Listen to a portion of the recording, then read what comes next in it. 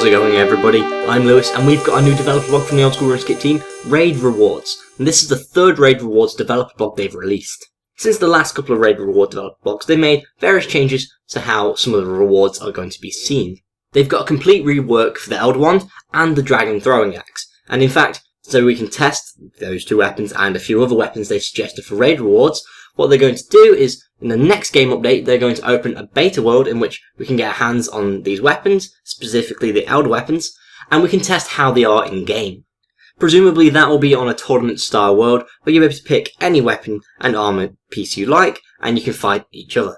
So let's get straight into this with the Elder Maul. The Elder Maul hasn't actually changed since the last developer blog, however it's still interesting to note what its stats are. It requires level 75 attack to equip, and it hits at the same rate as a God Sword. Its stats include 120 crush attack, -4 magic attack, and 147 melee strength bonus. They're hoping to see this used in both PvM and PvP. In PvM, it should hopefully be a weapon that, whilst it won't always hit consistently, it should hit quite highly. And similarly, in PvP, it should hit a little bit more consistent because obviously there's not too much armor with good crush defense, and because it hits quite highly, it should be a good KO weapon.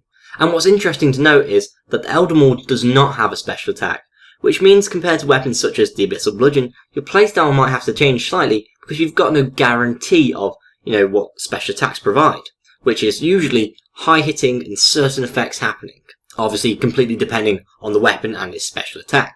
Moving on to the Elder Wand. This has had a few changes since the last developer blog. One of the interesting changes is the fact that you don't get the Elder Wand as a drop from Raid Rewards, you actually get an Elder Enchantment, which you can then use on a Master Wand to upgrade to an Elder Wand. The Elder Wand will require level 75 magic to equip, and will provide plus 28 magic attack, a plus 5% magic damage bonus, a plus 3 slash and crush defense bonus, and a plus 20 magic defense bonus. Previously, this wand also had some melee attack bonuses, but they've removed that in favour of just making sure it is purely for mage. The effects that this Elder Wand hasn't changed since the last developer blog. These include being able to act as a water staff, providing a 15% chance of negating rune costs when casting a spell, and being able to auto-cast ancient magics, which on the last developer blog I argued was somewhat powerful, especially if you're using spells such as Ice Barrage, which utilise quite a lot of water, bloods and deaths, I believe, meaning that the bloods and deaths have a good chance of being negated when using the spell, and obviously because it's a water staff, then you don't have the cost of actually using the actual water runes themselves. Alongside this powerful effect, it is also now going to be the best magic attack bonus in the entire game. And like I've touched upon a second ago, the Old School RuneScape team even acknowledged the fact it's going to be very useful for training with Ice Burst or Barrage. Obviously in PvP this is going to be utilised quite well. People find ice spells very useful in PvP because it freezes your target, and for a fact it's going to be a very powerful mage weapon, means people are going to use it even on things like the standard spellbook where they can cast Teleblock and actually have a really good chance of hitting and not splashing with the spell.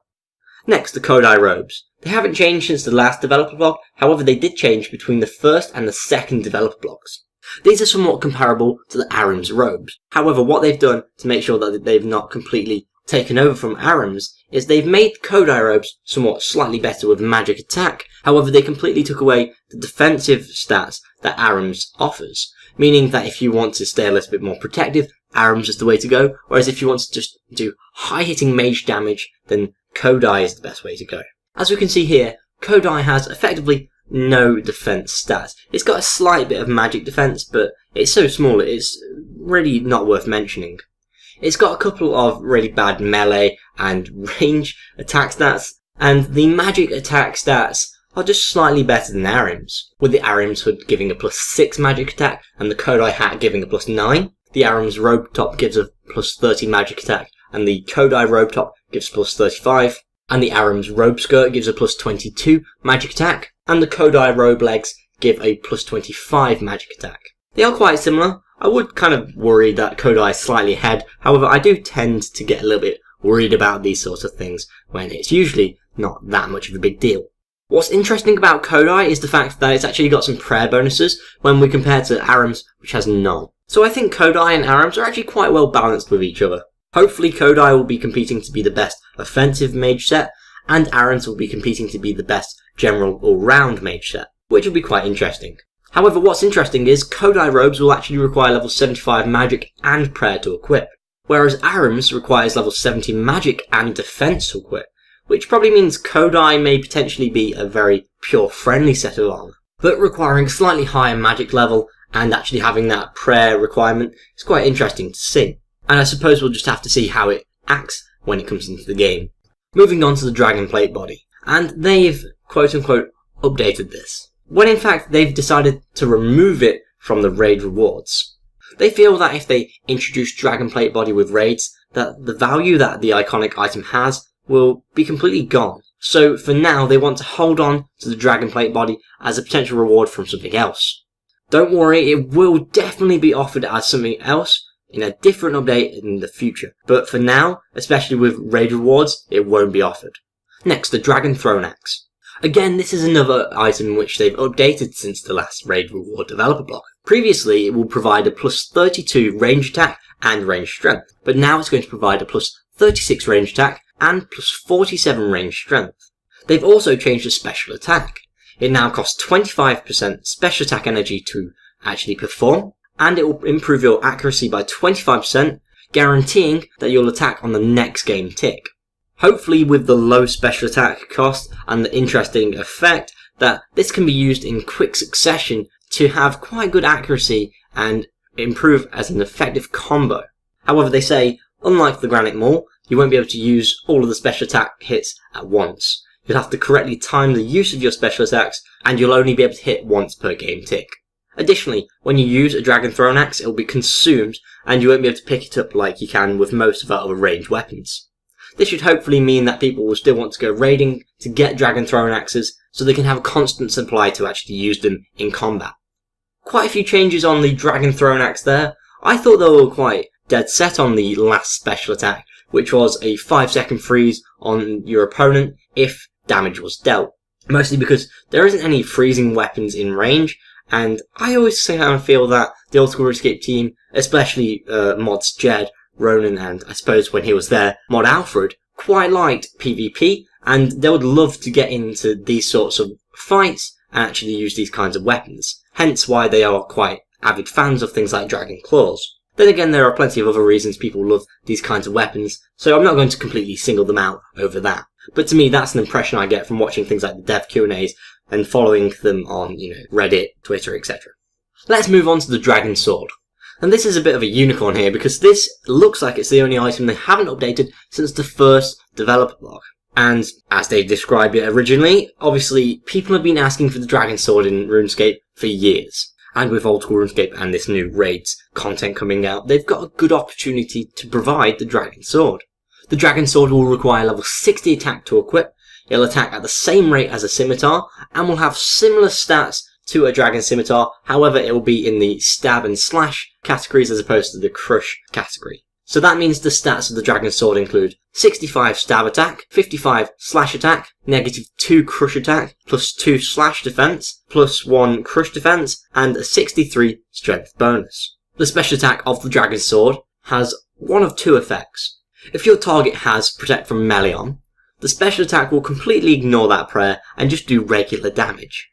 If they don't have Protect from melee on, then it will hit with a 25% increased accuracy and damage, costing 40% special attack energy to use.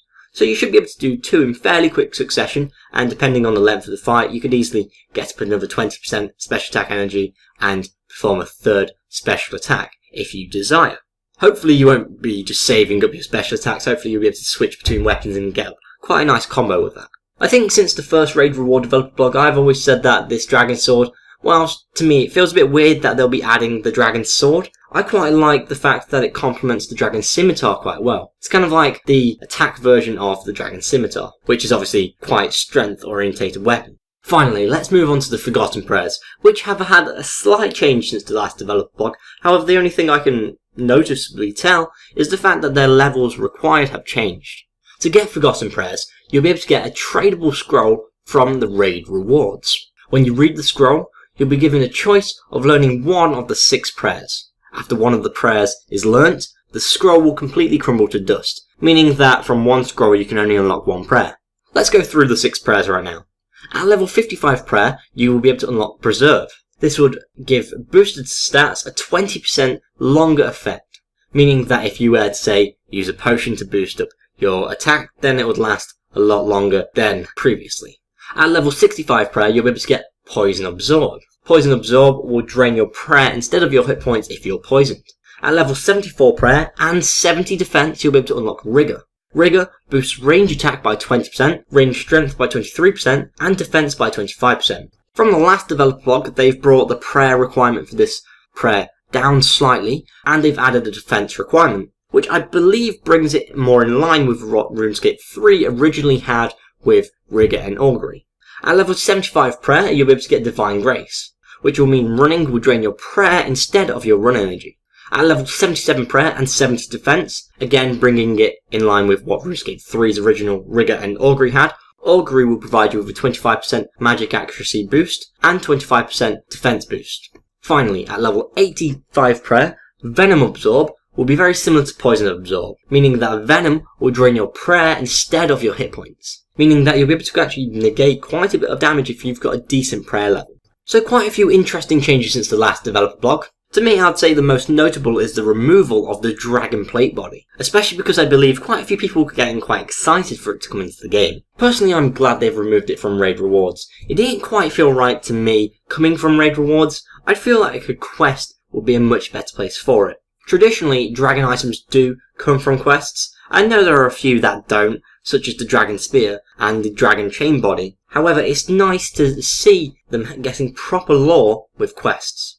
And whilst I like these new Dragon Throne Axe and swords, I think they'll be fairly balanced in the game. I kind of wish that they did get themselves a quest to be introduced. But who knows, maybe they'll put some interesting lore into these raids. So we might actually get what I wanted from that. Everything else seems to, be evolving quite naturally from the last couple of developer blogs. I think the main thing we're going to have to look out for is when they do that beta test of these weapons on the next game update, then we're going to have to just see how all these weapons, especially those elder weapons, actually play in the game. Hopefully there'll be nothing wrong with them. I do have a slight worry that, especially with the elder ones mixed with, say, maybe the Kodai robes, that's going to be a very powerful magic combination, and probably a bit too powerful for what we've currently got in game. If you've got any feedback about the raid rewards, make sure you let the Old School RuneScape team know by going on the forums, Reddit, Twitter, wherever you can contact them. And if you want to discuss any of these raid rewards with me, please do so on my comments below. Please click here if you want to watch my video on the latest Old School RuneScape poll, the Wintertide rewards. And if you want to watch my video on the latest Old School RuneScape update, please click here for the Elder Chaos Druid HUD and Junk, as well as a few changes I noticed to the website recently. If you've enjoyed this video, please like and share, and if you want to keep up to date with the Old School RuneScape updates, DevBlogs and polls, please subscribe. I've been Lewis, thanks for watching, goodbye.